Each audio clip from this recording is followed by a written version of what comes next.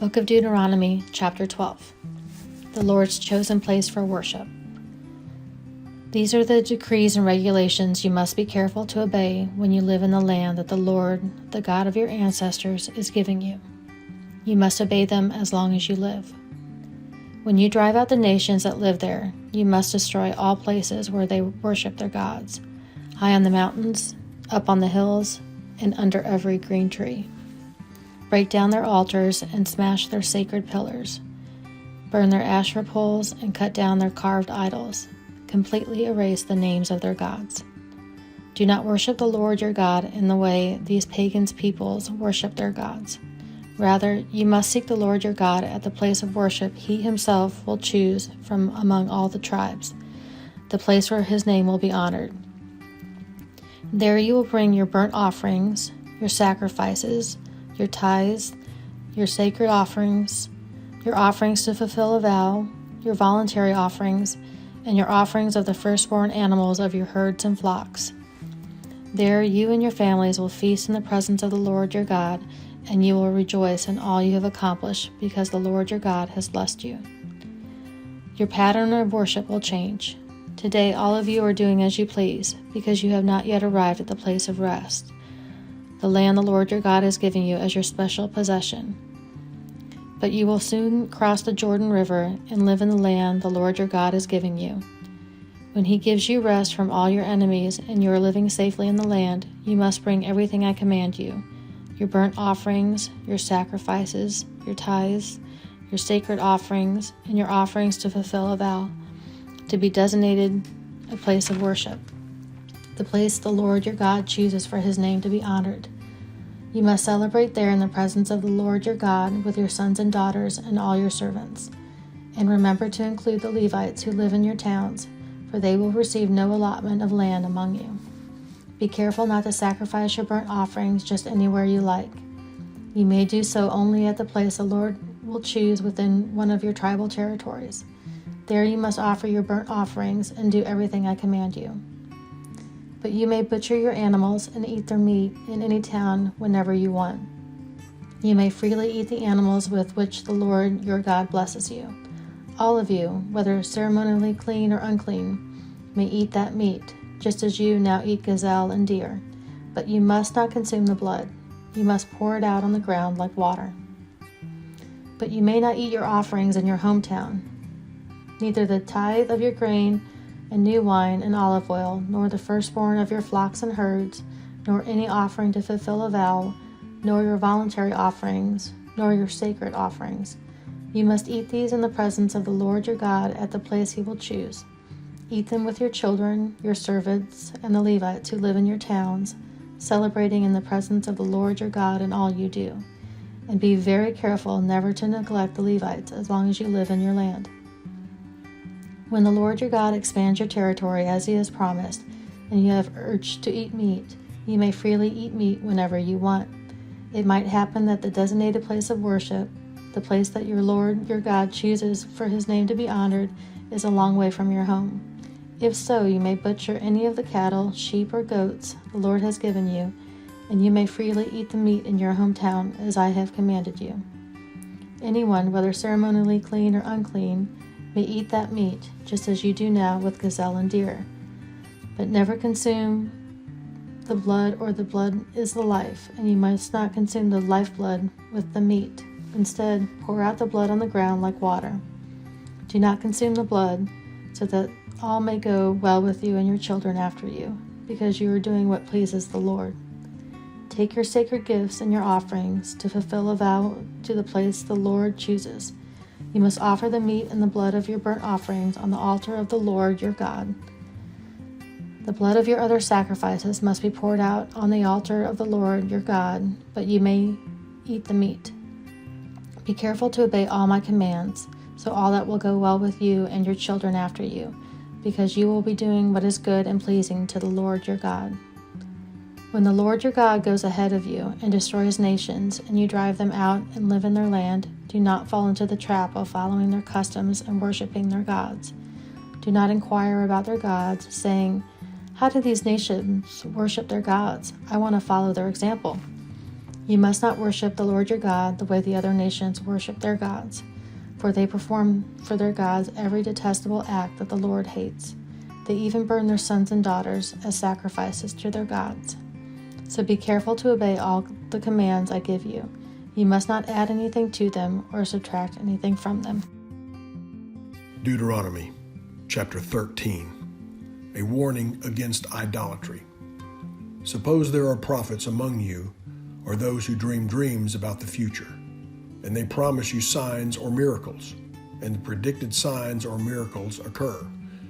If they then say, "Come, let us worship other gods," gods you have not known before, do not listen to them. The Lord your God is testing you to see if you truly love him with all your heart and soul. Serve only the Lord your God and fear him alone. Obey his commands, listen to his voice, and cling to him.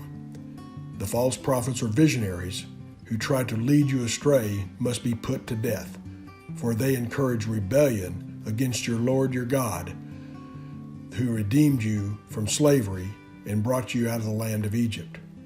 Since they try to lead you astray from the way the Lord your God commanded you to live, you must put them to death. In this way, you will purge the evil from among you. Suppose someone secretly entices you, even your brother, your son or daughter, your beloved wife, or your closest friend, and says, "Let us go worship other gods, gods that neither you nor your ancestors have known." They might suggest that you worship the gods of peoples who live nearby or who come from the ends of the earth. But do not give in or listen. Have no pity, and do not spare or protect them. You must put them to death. Strike the first blow yourself, and then all the people must join in. Stone the guilty ones to death, because they have tried to draw you away from the Lord your God, who rescued you from the land of Egypt, the place of slavery. Then all Israel will hear about it and be afraid, and no one will act so wickedly again. When you begin living in the towns the Lord your God is giving you, you may hear that scoundrels among you are leading their fellow citizens astray by saying, "Let us go worship other gods, gods you have not known before." In such cases, you must examine the facts carefully. If you find that the report is true, and such a detestable act has been committed among you, you must attack that town and completely destroy all its inhabitants, as well as all the livestock. Then you must pile all the plunder in the middle of the open square and burn it. Burn the entire town as a burnt offering to the Lord your God, that the town must remain a ruin forever. It may never be rebuilt.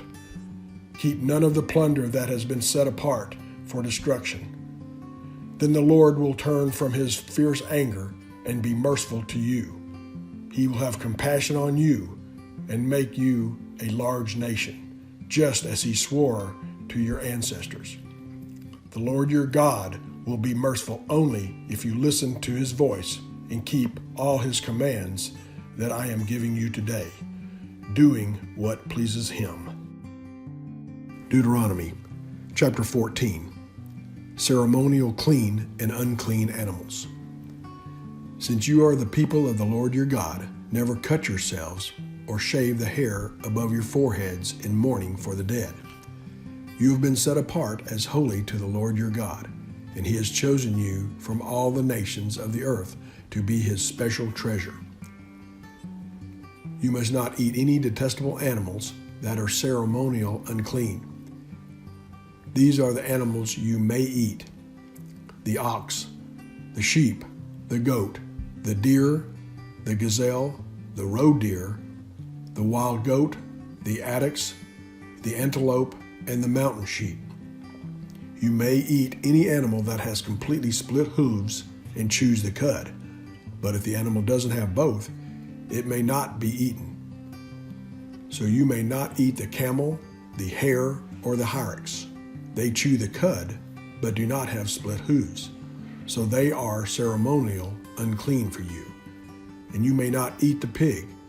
It has split hooves, but does not chew the cud. So it is ceremonial unclean for you. You may not eat the meat of these animals or even touch their carcasses. Of all the marine animals, you may eat whatever has both fins and scales. You may not, however, eat marine animals that do not have both fins and scales. They are ceremonial unclean for you.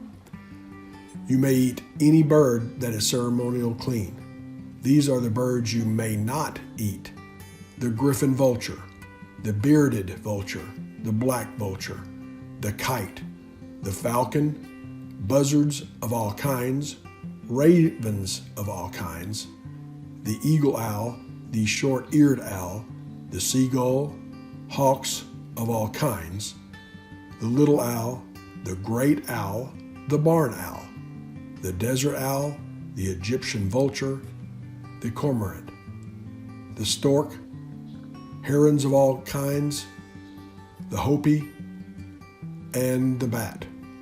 All winged insects that walk along the ground are ceremonial unclean for you and may not be eaten.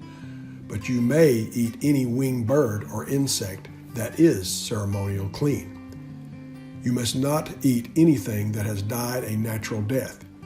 You may give it to a foreigner living in your town, or you may sell it to a stranger. But do not eat it yourselves, for you are set apart as holy to the Lord your God. You must not cook a young goat in its mother's milk. The giving of tithes. You must set aside a tithe of your crops, 1/10 of all the crops you harvest each year. Bring this tithe to the designated place of worship, the place of the Lord your God chooses for his name to be honored, and eat it there in his presence. This applies to your tithes of grain, new wine, olive oil, and firstborn males of your flocks and herds. Doing this will teach you always to fear the Lord your God. Now when the Lord your God blesses you with a good harvest, the place of worship he chooses for his name to be honored might be too far for you to bring the tithe. If so, you may sell the tithe portion of your crops and herds, put the money in a pouch, and go to the place that the Lord your God has chosen. When you arrive, you may use the money to buy any kind of food you want: cattle, sheep, goats, wine, or other alcoholic drink. Then feast there in the presence of your Lord your God and celebrate with your household. And do not neglect the Levites in your town, for they will receive no allotment of land among you. At the end of every third year, bring the entire tithe of that year's harvest and store it in the nearest town.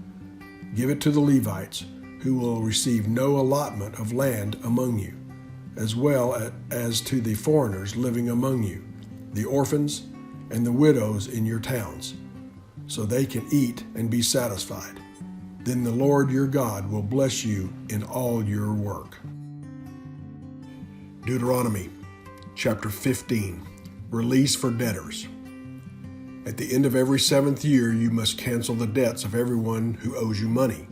This is how it must be done. Everyone must cancel the loans they have made to their fellow Israelites. They must not demand payment from their neighbors or relatives, for the Lord's time of release has arrived. This release from debt, however, applies only to your fellow Israelites, not to the foreigners living among you. There should be no poor among you, for the Lord your God will greatly bless you in the land he is giving you as a special possession. You will receive this blessing if you are careful to obey all the commands of the Lord your God that I am giving you today. The Lord your God will bless you as he has promised. You will lend money to many nations, but will never need to borrow. You will rule many nations, but they will not rule over you. But if there are any poor Israelites in your towns, when you arrive in the land of the Lord your God is giving you, do not be hard-hearted or tight-fisted toward them. Instead, be generous and lend them whatever they need. Do not be mean-spirited, and refuse someone a loan because the year for canceling debts is close at hand. If you refuse to make the loan, a needy person cries out to the Lord, you will be considered guilty of sin. Give generously to the poor, not grudgingly, for the Lord your God will bless you in everything you do. There will always be some in the land who are poor.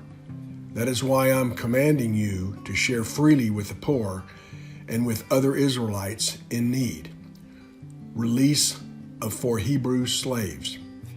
If a fellow Hebrew sells himself or herself to be your servant and serves you for 6 years, in the 7th year you must set that servant free. When you release a male servant, do not send him away empty-handed. Give him a generous farewell gift from your flock, your threshing floor, and your winepress. Share with him some of the bounty with which the Lord your God has blessed you. Remember that you were once slaves in the land of Egypt, and the Lord your God redeemed you. That is why I'm giving you this command. But suppose your servant says, I will not leave you, because he loves you and your family and has done well with you. In that case, take an awl and push it through his earlobe into the door. After that, he will be your servant for life, and do the same for your female servants. You must not consider it a hardship when you release your servants. Remember that for 6 years they have given you services worth double the wages of hired workers, and the Lord your God will bless you for all you do. Sacrificing firstborn male animals. You must set aside for the Lord your God all the firstborn males from your flocks and herds. Do not use the firstborn of your herds to work your fields, and do not shear the firstborn of your flocks. Instead, you and your family must eat these animals in the presence of the Lord your God each year at the place he chooses. But if the firstborn animal has any defect, such as lameness or blindness, or if anything else is wrong with it, you must not sacrifice it to the Lord your God. Instead, use it for the food for your family in your hometown. Anyone, whether ceremonial, clean or unclean, may eat it, just as anyone may eat a gazelle or deer. But you must not consume the blood. You must pour it out on the ground like water.